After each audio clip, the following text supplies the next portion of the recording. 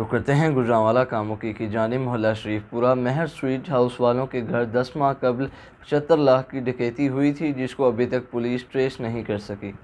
मुद्दई मुकदमा थाना सदर कामुकी साजिद हुसैन ने मीडिया से गुफ्तगू करते हुए कहा है, पिछले दिनों डकैती का एक किरदार लुकमान नामी शख्स साजिद हुसैन के पास आया और कहने लगा, आपकी डकैती को करारने में शेख अब्दू बकर और अब्दुल रज़ाक भी शामिल हैं। जब साजिद हुसैन ने दोनों लोगों को अपने पास बुलाया और प्यार से पूछा, आप लोगों का मेरी डकैती में क्या किरदार है और आपके साथ कौन कौन मुलविस है, तो अबू बकर और अब्दुल रज़ाक ने अपने वीडियो बयान में कहा, हमारे साथ जो मेन आदमी है वो एक पुलिस मुलाजिम भी है। जराये से मालूम होता है कि ये कांस्टेबल इतना मजबूत है कि पिछले दिन इसने डाकू पकड़े थे और उनके मकान 3 करोड़ तक बेच दिए। इस कांस्टेबल की कोठी एक कनाल रकबे पर मुश्तमिल है और पुलिस खजाने में सिर्फ 60 लाख रुपए शो करवाते थे। जब अब्दुल रज़ाक और अबू बकर शेख ने अपने वीडियो बयान में पुलिस वाले का नाम ले रहे हैं, तो मुद्दई मुकदमा ने शाम का टाइम अपने मोहल्ले में पंचायत का रख लिया। इस दौरानिये में लुकमान, अबू बकर और अब्दुल रज़ाक वहाँ वापस अपने घर की तरफ आ रहे हैं कि इस असना में इन तीनों का आपस में झगड़ा हो जाता है और अब्दुल रज़ाक थाने में एक दरख्वास्त लुकमान के खिलाफ और एक दरख्वास्त देता है। इस असना में साजिद हुसैन थाना सदर कामुकी में इनकी सुलह करवा देता है और ये तीनों किरदार अपने घरों की जा रहे होते हैं कि अबू बकर और अब्दुल रज़ाक उस पुलिस वाले के पास चले जाते हैं। जराये से मालूम है पुलिस कांस्टेबल